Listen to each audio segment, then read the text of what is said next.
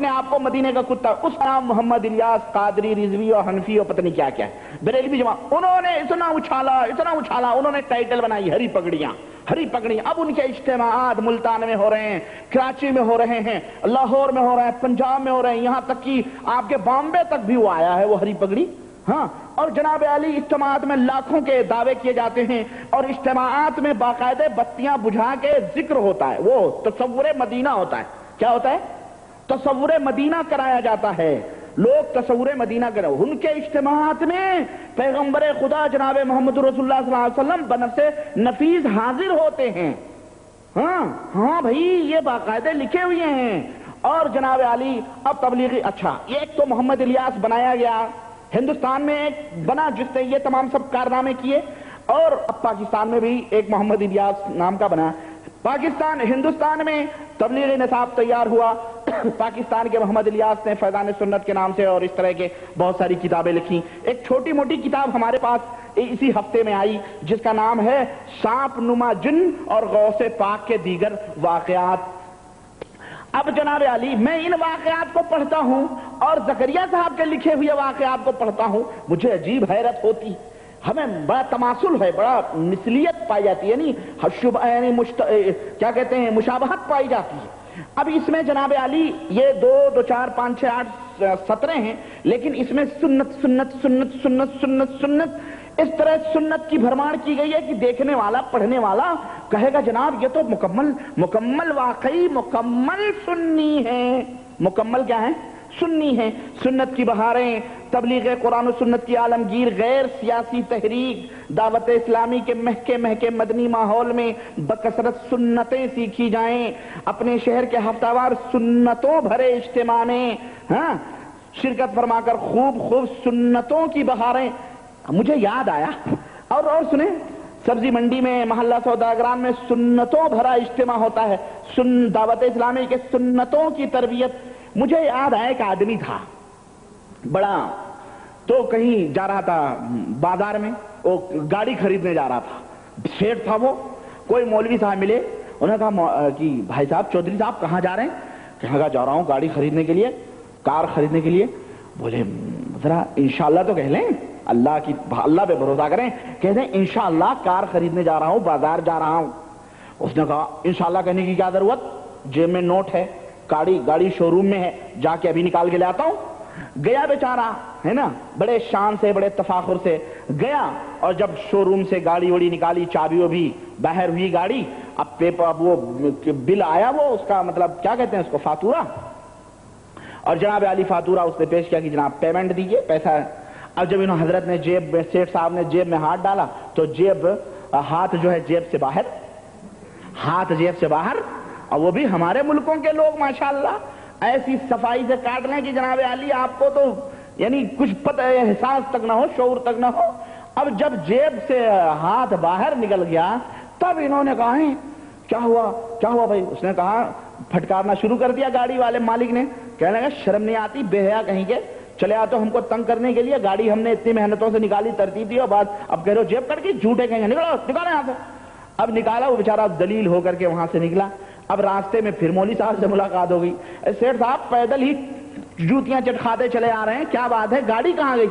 کہا رے مولوی صاحب نہ کہیے، انشاءاللہ آپ نے جو بات کہی، انشاءاللہ ہم یہاں سے بازار گئے، اب انشاءاللہ ہم جو مارکیٹ گئے، انشاءاللہ ہم شو روم میں گھسے، انشاءاللہ ہم نے گاڑیاں خریدی۔ مولوی حیران، ارے وہاں تو کسی بات پہ انشاءاللہ نہیں کہہ رہا ہے، یہاں تو بار بار انشاء اللہ رٹ رہا ہے۔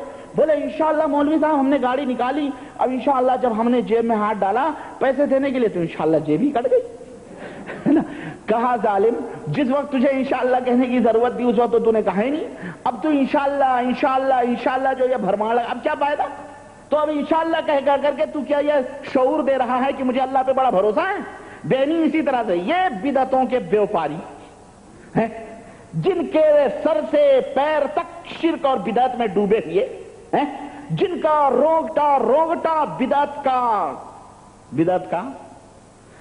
کا تاجر، رونگٹے بدعت اور شرک کے اندر ڈوبے ہوئے، ان کی چھوٹی سی تحریر میں تقریباً 6-8 دفعہ تقریباً جو ہے سنت لوگوں کو دھوکہ دینے کے لیے ہیں۔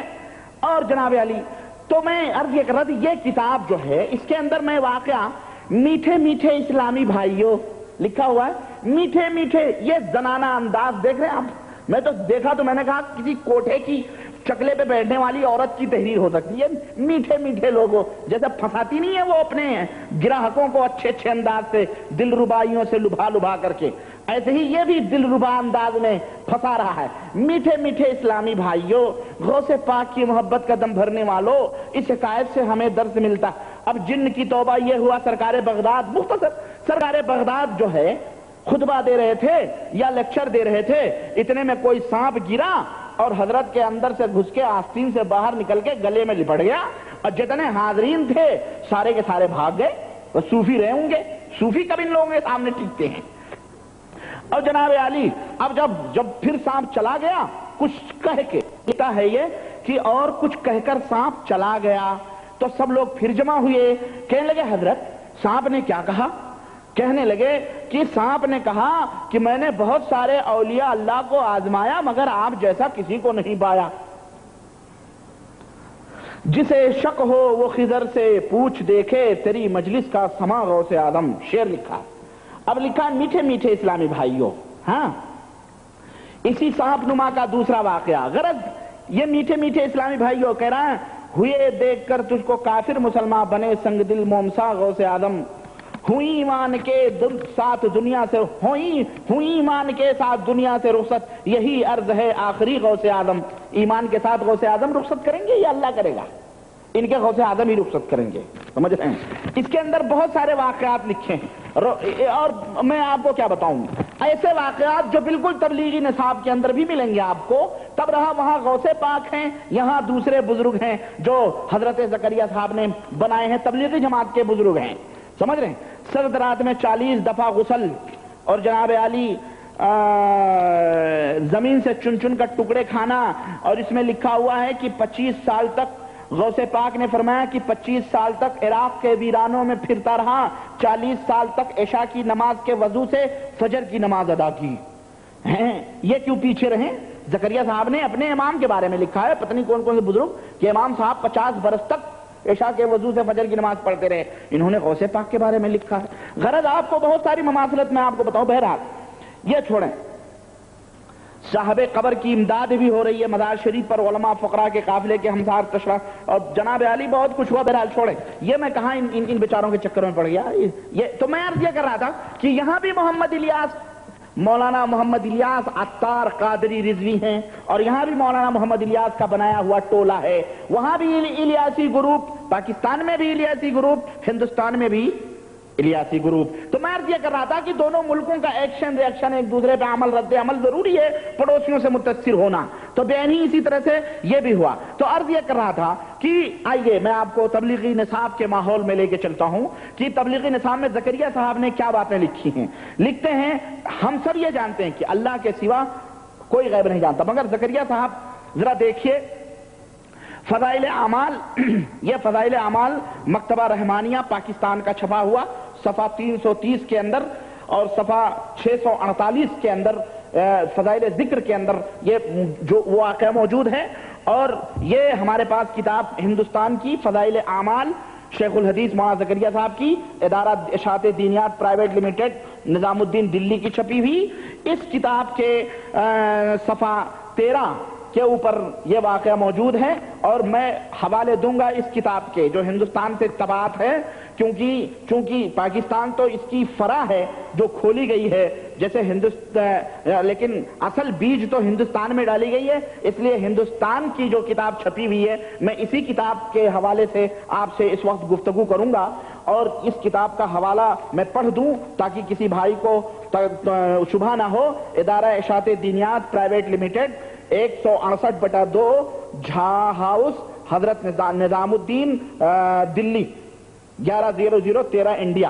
ہاں, یہ چھپی ہوئی کتاب ہے, اور اس کے 13 صفحے کے اوپر حضرت نے فرمایا ہے, واقعہ ذکر کیا ہے فضائل نماز.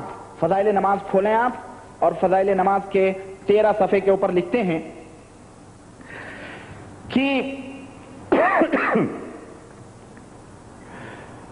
حضرت امام اعظم رضی اللہ تعالی عنہ, حضرت امام اعظم رضی اللہ، جبکہ یہ رضی اللہ تعالی عنہ یہ خاص ہے صحابہ کرام رضوان اللہ علیہم اجمعین کے لیے، لیکن اپنے امام کے بارے میں مبالغہ دیکھیں آپ کہ وہیں پر امام شافعی کا ذکر آئے گا تو بیچاروں کو رحمت اللہ علیہ لکھیں گے، امام مالک کا ذکر آئے گا تو رحمت اللہ علیہ حضرت لکھتے ہیں زکریا شیخ الحدیث صاحب، وہیں امام احمد کا ذکر آئے گا تو رحمت اللہ علیہ، لیکن اپنے امام کا آئے گا تو نام بھی نہیں لیں گے بلکہ امام اعظم۔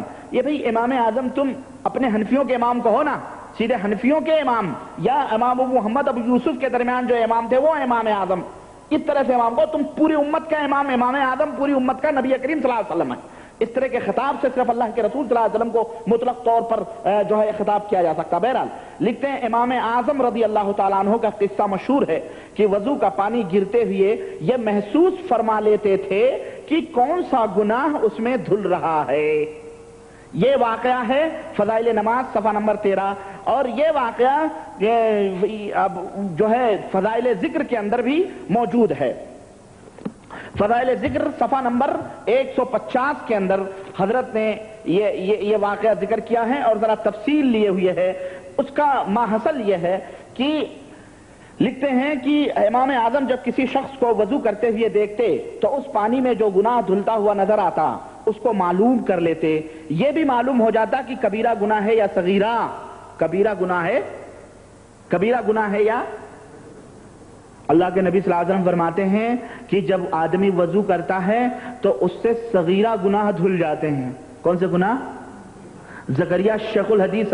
میں کہہ رہا ہوں کہ یہ حدیث جو ہے نا، حدیث کی سمجھ آپ کو دارالعلوم دیوبند میں آئے گی، یہ ہماری سمجھ والی باتیں نہیں ہیں، یہ دیوبند کے درس میں ایک سید واڑیات غازی پور کا نکلا ہے، محمد ابو بکر غازی پوری ہے نا، مجاہد اعظم کا لقب ملا ہے اس کو ہندوستان کے دیوبندی حضرات سے۔ وہ لکھتا ہے اگر تمہیں حدیث سمجھنا ہے تو دارالعلوم دیوبند کے مسند درس میں آ کے وہاں حدیث سمجھو، تمہیں کیا معلوم حدیث؟ تو یہ حدیث ہے شیخ الحدیث صاحب کی۔ کیا لکھتے ہیں کہ یہ بھی معلوم کبیرہ گناہ، ان کو پتہ نہیں کہ کبیرہ گناہ توبے سے پاک ہوتے ہیں، وضو کے سے کبیرہ گناہ نہیں معاف ہوتے ہیں، لیکن کہتے ہیں نا جب آدمی گپ چھوڑتا ہے تو کہیں نہ کہیں اس سے کچھ نہ کچھ چوک ہو جاتی ہے، تو یہ گپ ہے، دیکھیں گپ، یہ گپ ہے اپنے امام کے بارے میں۔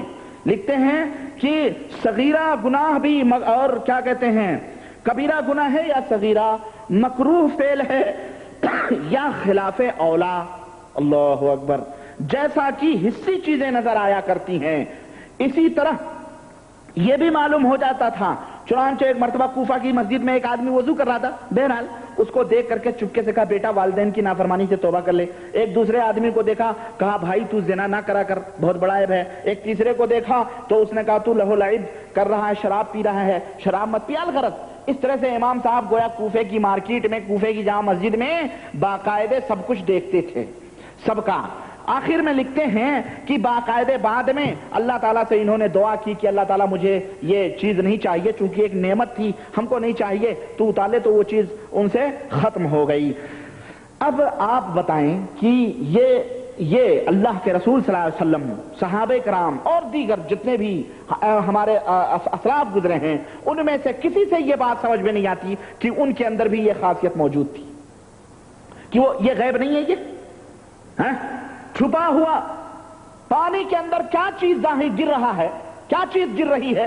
امام اعظم ابو حنیفہ رحمۃ اللہ علیہ کے اوپر یہ اتہام نہیں ہے، یہ کتنی بڑی کی تہمت لگائی گئی ہے اپنے امام کے اوپر، انہوں نے لگائی ہے کہ وہ ہر چیز جانتے۔ ابھی اللہ وحدہ لا شریک قرآن کے ذریعے سے معلوم ہوا کہ غیب کا علم صرف اللہ تبارک تعالیٰ کو، اور یہاں امام صاحب کو بھی غیب کا علم ہو رہا ہے۔ غرض یہی نہیں، ان کی بات ہوتی تو ہوتی، اور سنیں دیوبند سہارنپور میں کیا کیا گل کھلائے جا رہے ہیں۔ کہہ رہے ہیں کہ حضرت مولانا الشاہ عبد الرحیم صاحب رائے پوری نور اللہ مرقدہ کے خادموں میں ایک صاحب تھے، شاہ عبد الرحیم نہیں بلکہ ان کے خادموں میں ایک صاحب تھے جو کئی روز اس وجہ سے استنجے نہیں جا سکتے تھے کہ ہر جگہ انوار نظر آتے تھے۔ اللہ اکبر۔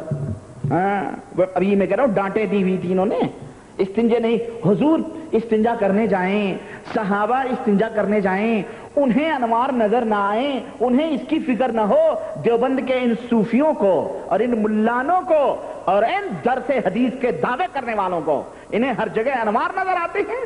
یہ کتنی بڑی بے حیائی اور بے غیرتی کی بات ہے. یہ اسلام کے ساتھ مذاق نہیں ہے تو کیا اسلام کی تبلیغ ہے؟ تم کیا بتلانا چاہتے ہو اس واقعے سے؟ تم وہی عقیدہ پھیلانا چاہتے ہو جو منصور حلاج نے کوفے کی دھرتی پر پھیلایا تھا اور دنیا